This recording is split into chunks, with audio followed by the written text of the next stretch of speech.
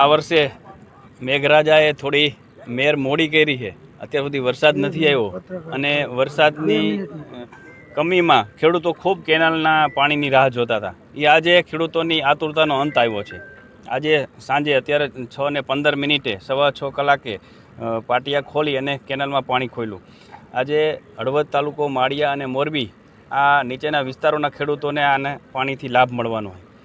આ પાણીને પૂરા લેવલમાં આવે, ડેમ ભરાય બ્રાહ્મણી 2 સિંચાઈ યોજના, અને લેવલ થાય પછી જ છોડવાનો એક એવો અધિકારીઓ અને આગેવાનોનો એક એવો હેતુ હતો કે નીચેના તમામ ગામડાઓમાં તમામ ખેડૂતોને લાભ મળે.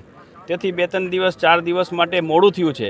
થોડા ખેડૂતોનો આતુરતા હતી કે જલ્દી છૂટે, પણ બધાને લાભ મળે એવા હેતુથી, તમામ ખેડૂતો રાજી થાય એવા હેતુથી 2-3 દિવસ મોડું થયું છે. પણ અત્યારે હાલ તમામ ખેડૂતો રાજી છે અને આજથી પાણી ખૂબ સારી રીતે છૂટ્યું છે અને હવે આ રીતના જ પાણી ચાલુ રહેશે. આમ જોતાં પાણી 2 દિવસ લેટ છૂટ્યું છે, પણ એનું કારણ એક છે કે દર વખતે લેવલ જાળવવાની સ્થિતિ ન હોય તો માળિયા તાલુકો, ત્યાર પછી નીચેના ગામ દેવળિયા, એવા હળવદ તાલુકાના 10-12 ગામ, માળિયા તાલુકો આખો આના નીચે આધારિત છે ખેતી. એટલે એ લોકોને પાણીનું લેવલ દરેક ખેડૂતને નહોતું જળવાઈ રહેતું. એટલે 2 દિવસ લેટ છોડવાનો એક નિર્ણય ધારાસભ્યશ્રી, એમપીશ્રી, કચ્છ એમપી બધા સાથે મળીને, ચંદુભાઈ હતા, પ્રકાશભાઈ હતા, વિનોદભાઈ ચાવડા હતા, કાનજીભાઈ હતા, બધાએ નક્કી કર્યું હતું કે આપણે 21 તારીખે નહીં 22 તારીખે સાંજે 42 ઉપરનું લેવલ થઈ જાય પછી આપણે પાણી છોડવું, અને એ ઉપરથી ફૂલ ફોર્સ કરાવી, કેનાલ તૂટું થાય એટલો ફોર્સ કરાવડાવી અને અહીંયા પાણીનું 42નું લેવલ આજ સાંજે 6 વાગ્યા લગીમાં કરાવી, 42+ કરાવી અને આજ પાણી છોડ્યું છે. અને ખેડૂને હવે આ બધા જ ખેડૂને મળે એ માટેનો આ પ્લાન હતો. કોઈ ખેડૂને હેરાન કરવાનો પ્લાન નહોતો કે એક ગામના 2 ગામના ખેડૂને મળે એના માટે એ લોકો હલ્લાબોલ કરે, તો એ વસ્તુ ખોટી હતી.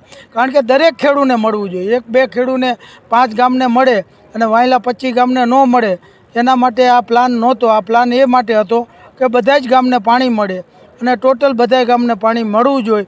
એ માટે આ 42નું લેવલ ઉપર કરી અને આજે પાણી છોડ્યું છે અને બધા ગામને પાણી મળશે એવી અમને આશા છે.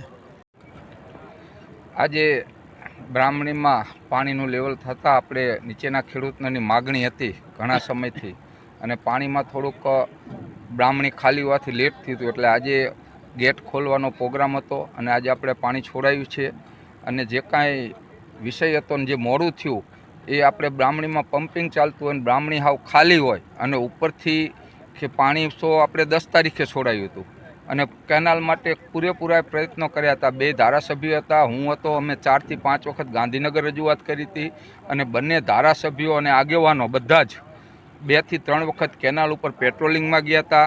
જે કાંઈ કરવું પડે અને જે કાંઈ અહીંયાથી બંધ કે બગાડો તો એ બંધ કરાવી.